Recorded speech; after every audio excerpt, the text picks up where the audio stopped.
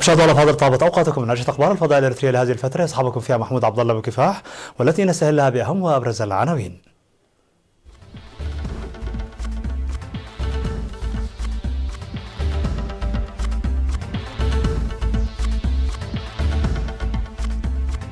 جهود لمنع دخول فيروس كورونا إلى البلاد.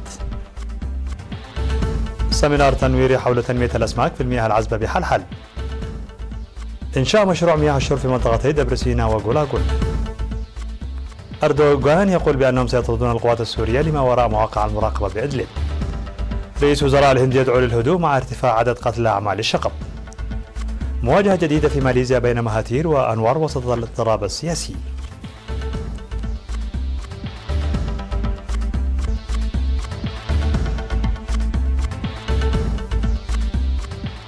مرحبا بكم من العناوين إلى التفاصيل. أوضح مكتب وزارة الصحة بالإقليم الأوسط في التقييم الذي أجراه بأن الإجراءات اللازمة تجرى في المطار لمنع دخول فيروس كورونا المنتشر في 30 دولة إلى البلاد.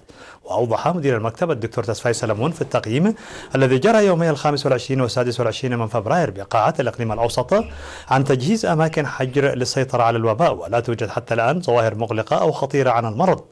وأشار إلى تطعيم حوالي 400 ألف شاب ضد مرض الصحائي خلال العام الماضي، حيث بلغ تغطية التطعيم نسبة 99%، مشيرا إلى أن المكتب سيركز هذا العام على تقوية تنفيذ برامج إصحاح البيئة عامة والنظافة المجتمعية خاصة. وذكر تقرير وحدة السيطرة على مرض الإيدز أن الإصابة بالإيدز والتي كانت في الإقليم عام 2018 نسبة 0.55% انخفضت عام 2019 إلى 0.41%. ونتيجة للمتابعة والرعاية المقدمة فإن كل الأطفال المولودون من أمهات حاملات لفيروس الإيدز ولدوا دون انتقال الفيروس إليهم. وقال المدير العام لقسم الخدمات الصحية في وزارة الصحة السيد برهان قبر تنسائي في ختام الاجتماع أن ضمان صحة المجتمع ليست مسؤولية وزارة الصحة وحدها، حيث يجب تحقيق أهداف التنمية المستدامة بتنسيق كافة القطاعات. كما أكد على حل جميع النواقص المذكورة في التقييم حسب الأولويات. هذا وتوجد في الإقليم الأوسط 39 مؤسسة صحية من مستوى العيادة وحتى المستشفى المرجعي.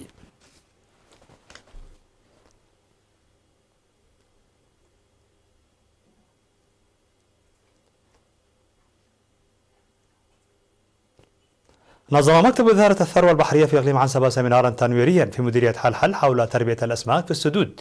وأوضح السمينار الذي شارك فيه 55 مواطنا بينهم أعضاء الجمعية التعاونية لصيد الأسماك أهمية تنمية الأسماك في السدود لضمان الأمن الغذائي وغذاء الأسرة ورفع الإيرادات وخفض الفقر في الريف والحفاظ على الثروات الطبيعية.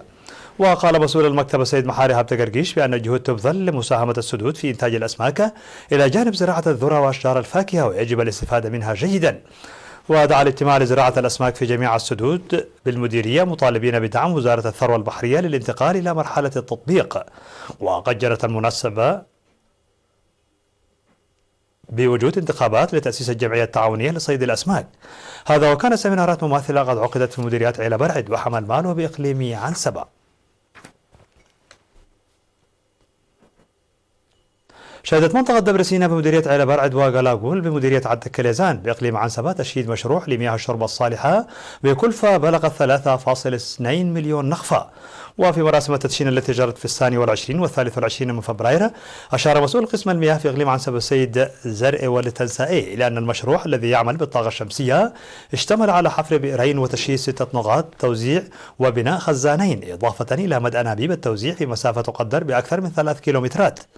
وأوضح بأن 206 منطقة من أصل 296 منطقة في الإقليم تحصل على خدمات مياه الشرب النقية، فيما يجري العمل لحصول المناطق الأخرى المتبقية على خدمة المياه في مراحل، حيث يعمل 51 من مشاريع المياه بالطاقة الكهربائية و42 بالطاقة الشمسية و83 بالدفع اليدوي. وفيما يتعلق بالبرامج المستقبلية أشار إلى تشييد نظام متكامل لمياه الشرب الصالحة في 10 منطقة وحفر آبار في 3 مناطق، وكذا آبار تعمل بالدفع اليدوي في 76 منطقة، محددا المشكلات التي يمكن أن تصادف خلال تنفيذ تلك الأعمال. وبعد أن أشاد السيد زرع بمشاركة ودعم المواطنين في إنجاز أعمال المشروع، نشد بضرورة القيام بأعمال الرعاية والحراسة اللازمة لاستمرارية المشروع لفترة طويلة. قدمت دعوة لتعزيز دور المجتمع المدني في مديرية قلوج حول الحد من ظاهرة اقتلاع الأشجار ونفوق الحياة البرية والسيطرة على حرائق الغابات السائدة. وأوضح مسؤول وحدة التنمية الاقتصادية في مديرية قلوج السيد دانيال زولاي عن توفر أعداد هائلة من المواشي والحياة البرية في المديرية بفضل وجود المراعي الواسعة والغابات الكثيفة، إلا أن اقتلاع الأشجار ونفوق الحياة البرية والحرائق ظلت تسبب دمارا هائلا على الثروات الطبيعية. وأشار السيد دانيال إلى أن معظم عمليات اقتلاع الأشجار ونفوق الحياة البرية والحرائق سببها الرعاة والمزارعين، حيث تعرض في العام 2019 حوالي 1500 هكتار للحرائق، ونتيجة لذلك توفى شخص واحد في منطقة الترف، كما دمرت مساحات من الأشجار المعمرة ونفقت أعداد كبيرة من الحيوانات البرية. وقال السيد دانيال أنه بالرغم من تسيير العديد من الأنشطة الفاعلة للحد من ظاهرة اقتلاع الأشجار وصيد الحيوانات البرية بطريقة غير قانونية، إلا أن تلك المساعي لم تحقق النتائج المطلوبة، داعيا إلى تعزيز التعاون تفاديا للآثار السلبية التي تحدث جراء هذه المشكلات. الجدير بالذكر أن عدم إطفاء النار التي يستفيد منها الرعاة والمزارعين يعد من أهم الأسباب المؤدية للحرائق. زار أعضاء مؤسسة الادخار والقروض المسقرة سد قحطيلاي ومتحف إقليم شمال البحر الأحمر ومصنع البلاستيك.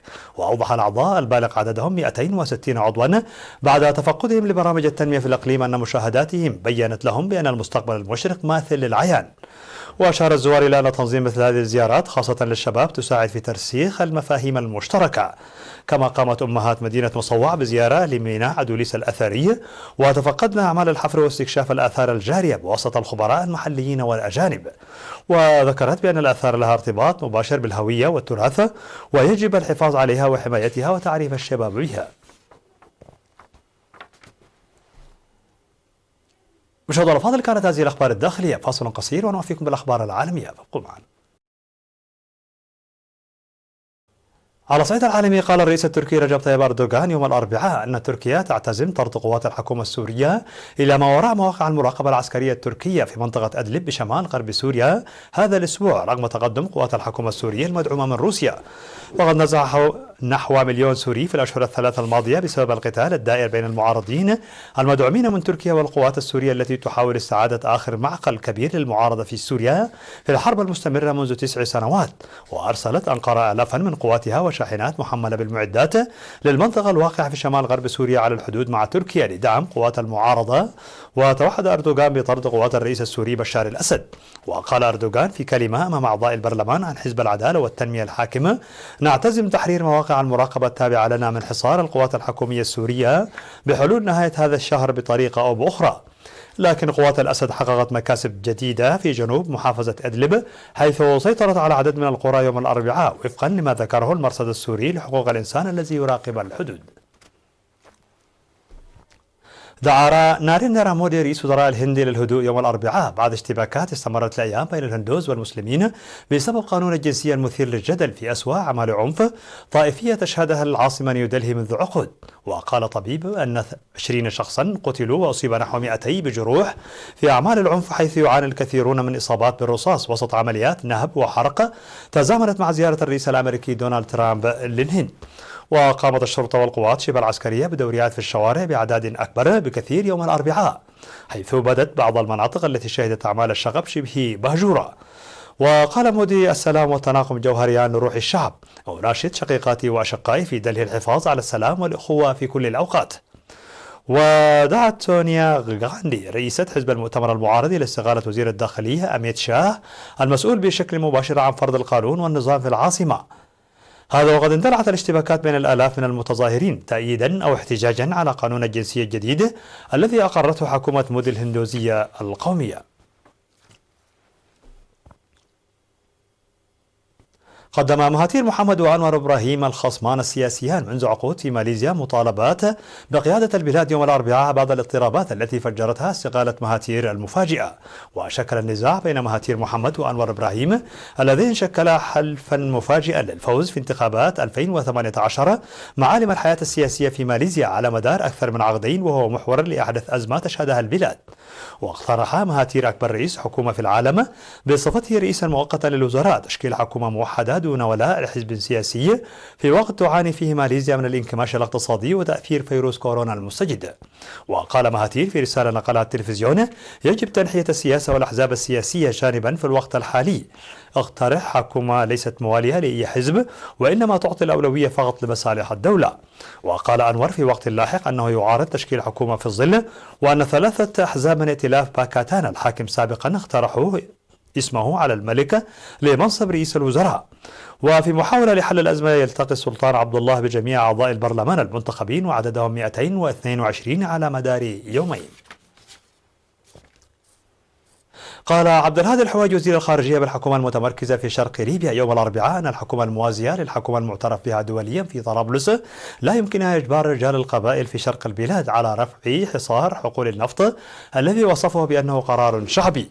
وقال الحواج للصحفيين في جنيف أنه لا يمكن استخدام القوى لرفع الحصار، وزعم أن حكومة طرابلس تستخدم إيرادات النفط لدفع أجور لمرتزقة. وأكد أيضا أن حكومته لن تشارك في المحادثات السياسية المقررة أن تبدأ في جنيف يوم الأربعاء. وقال أنه لم يتم الاتفاق مع بعثة الأمم المتحدة على تشكيل الوفد.